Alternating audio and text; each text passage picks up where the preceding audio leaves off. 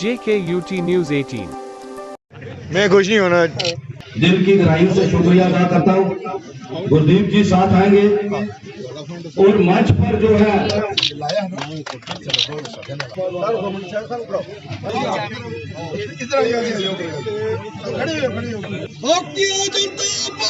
जिंदाबाद।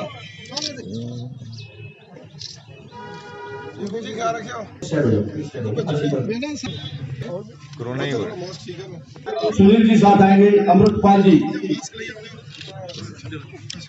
जो general secretary है हमारे गुरुद्वारा साहब प्राटी के सरदार हमारे भाई और मोहम्मद मुख्तियार जी, सिंह जी, सरदार भूपेंद्र साहब और मैं मुबारकबाद दूंगा विभूत गुप्ता जी जो मेरे भाई हैं वो मंच पर आगे जाएंगे, उनको ज्वाइनिंग करवाएंगे, विभूत में ज्वाइन करवाएंगे सरदार हरनाम सिंह जी।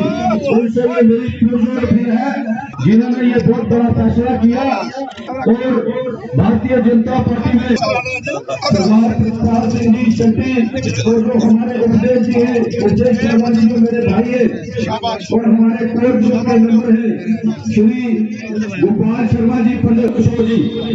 मंच पे समिति की हमारी हौसला अफजाई कौन करेगा?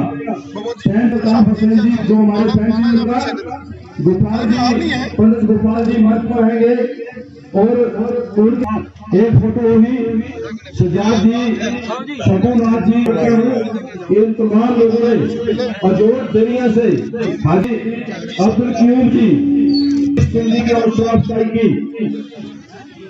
ये बहुत बड़ा पेंशन खड़ी से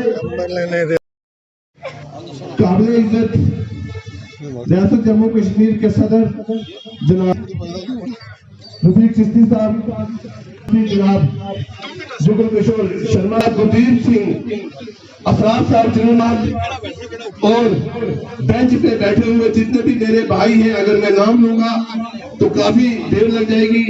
और बेंच पे बैठे हुए जितने भी मेरी बहनें हैं, मेरे सामने सब भाई हिंदू मुस्लिम सिख इत्तेहाद,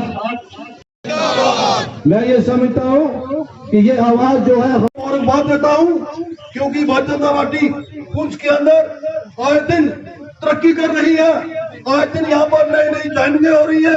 मैं एक बात झूठ कह दूंगा, आने वाले इलेक्शन में जम्मू कश्मीर का हमारी पुंछ की यूनिवर्सिटी है हम भारतीय जनता पार्टी को देंगे ताकि वो सरकार में हमारा भी हिस्सा बने और भारतीय जनता पार्टी की सरकार बने।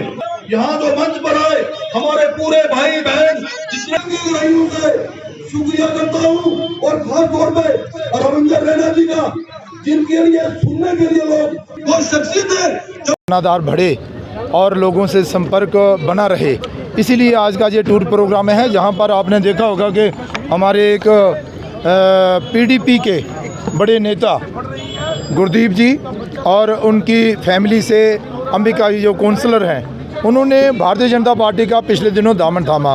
आज उन्होंने ही ये कार्यक्रम एक जहाँ पर पुंछ में करवाया, अच्छा कार्यक्रम था। इससे दिखाई पड़ रहा है कि भारतीय जनता पार्टी विशेष तौर पर केंद्र में जो नरेंद्र भाई मोदी जी की सरकार है वो अच्छा कार्य कर रही है और इसीलिए लोग जो है वो भारतीय जनता पार्टी के साथ जुड़ते जा रहे हैं। रही बात पुंछ की, तो पुंछ क्षेत्र में बतौर सांसद हम विकास को लेकर बड़े चिंतित हैं और विकास कार्य तेज़ी के साथ आगे बढ़ें।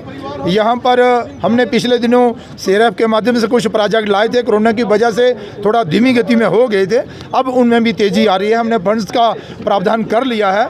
यहाँ पर चाहे वो रिंग रोड की बात हो, चाहे बाबा बूढ़ा अमरनाथ की रोड की बात हो, चाहे बंकर जो बनाए जा रहे हैं उसमें कमी हो उसे दूर करना, जो नहीं हुई पेमेंट वो पेमेंट करवाना, और उसके अलावा पीएमजीएसवाई और दूसरे डिपार्टमेंटों के सहयोग से पुंछ की डेवलपमेंट करवाना, ये हमारा लक्ष्य है। उस ओर हम आगे बढ़ रहे हैं। नगाली साहब का पुल है, ब्रिज पिछले 10 साल से वो नहीं रह गया है, तो उसको अभी तक ऐसा है उसकी भी डीपीआर शायद बनी है या नहीं बनी, मुझे अभी इस समय ज्ञान नहीं, लेकिन मैं आपको विश्वास दिलाना चाहता हूं कि थोड़े दिनों के अंदर हम दिशा की मीटिंग करेंगे और दिशा की मीटिंग में नगाली साहब का जो ब्रिज है उसका क्या स्टेटस है उस पर चर्चा करेंगे और कोशिश करेंगे कि जल्द उसके लिए भी फंड्स जो है वो प्रोवाइड करवाएं। जहाँ पे 4 वे लैंड आ रही है पुंछ के अंदर, तो ऐसा देखिए बड़े प्रयासों के बाद 17 वर्षों के बाद ये निर्णय जो है वो केंद्र सरकार ने लिया है और बतौर सांसद हमें खुशी हो रही है इस बात की कि जम्मू से लेकर पुंछ तक का नेशनल हाईवे का काम जो है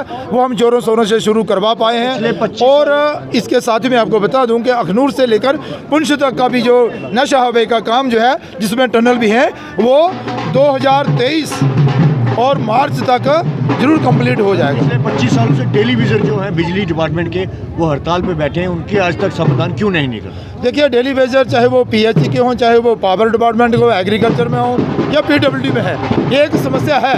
ये पिछली सरकारों द्वारा लगाए गए नौजवानों के साथ भेदभाव हो रहा है। मुझे लगता था कि भाई जल्द इसका समाधान होगा, लेकिन अब आपको पता होना चाहिए कि भाई बतौर सांसद हमने इस आवाज़ को संसद में भी उठाया। उसके बाद सरकार भी हरकत में आई है। केंद्र सरकार और यूटी प्रशासन के सहयोग से अब मुझे पूरी उम्मीद है कि जल्द से जल्द ये जो नीड बेसिस डेली वेजर लोग हैं इनकी समस्या का समाधान हो जाएगा। सर, कोरोना को लेके आपने बोला कि कोरोना की वजह से कामों में जो है गति कम हो गई थी, लेकिन अब आप आज पहली थी कोविड की जो इंस्ट्रक्शंस हैं वो फॉलो बिल्कुल नहीं की गई। विदाउट मास्क बहुत से ज़्यादा लोग दिखेंगे और स्टेज में भी देखा गया कि आपने भी विदाउट मास्क ही बैठे हुए थे। तो क्या करना चाहिए? एक तरफ प्रधानमंत्री जी कह रहे हैं कि कोरोना की, प्रधानमंत्री जी के एक एक शब्द का पालन होना चाहिए। वो देश के हित में बात कर रहे हैं। पालन क्यों हमारा बीजेपी के लिए कोरोना नहीं है सर? बिल्कुल कोरोना है। अगर हमसे भी अगर कोई गलती है तो हम उसे सुधारेंगे और लोगों से भी कहेंगे, लेकिन जब बड़ा कार्यक्रम होता है तो कोरोना का पालन करना थोड़ा असंभव हो जाता है, लेकिन प्रयास होना चाहिए। बिल्कुल सही बात है आपकी कि प्रयास होना चाहिए और कोरोना प्रावधानों का पालन होना चाहिए। पार्टी में है सर, आप पार्टी में हैं सर? हाँ, हम प्रयास करेंगे कि जल्द से जल्द इस समस्या का समाधान हो।